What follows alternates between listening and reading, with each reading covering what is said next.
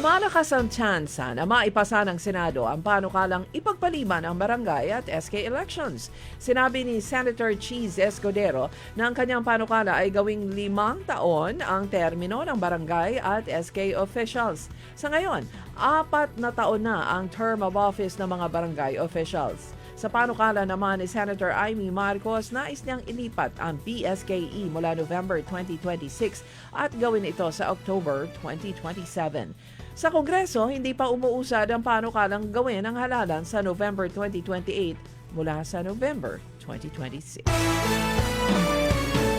Halos 10,000 mga silid-aralan ang napinsala dahil sa magkasunod na mga bagyo at habagat na tumama sa Luzon ayon ito sa Department of Education.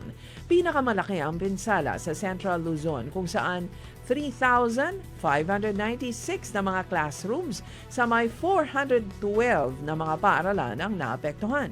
Umabot naman sa 126,584 na mga mag-aaral sa riyon ang naapektuhan ng mga pag-ulan at pagbaha.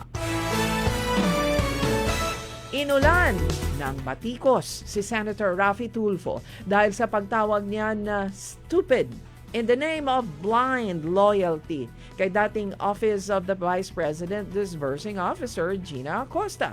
Ang tunay na stupid ay si Senator Tulfo ayon pa sa mga netizen. Sayang lang ang boto sa kanya, giit nila. Hindi away ng mag-asawa ang Senate impeachment hearing na tawagin niyang stupid ang resource person. Sinabi naman ni Regal Oliva, walang malinaw na tanong si Tulfo kaya tinawag niyang stupid si Acosta. Para naman kay Gina Velarde, si Tulfo ay kabilang sa nakatanggap ng maleta batay sa pahayag ng mga ex-Marines kaya ganun na lang ang galit niya sa mga Duterte. Hindi na muna itinuloy ng Department of Education o DepEd ang nationwide simultaneous school safety drill for active attack incidents nito dahil marami ang tutol dahil sa bagyo. Ang drill na itinakda sana ngayong araw sa buong bansa ay inilipat na sa unang linggo ng susunod na buwan. Fake news at hindi totoo ang bali-balitang humihingi ng private meeting si VP Sara kay Pangulong Marcos Jr. Ayon sa pahayag ng defense spokesperson na si Attorney Michael Poa, bahagi ito ng estratehiya ng prosekusyon sa impeachment trial.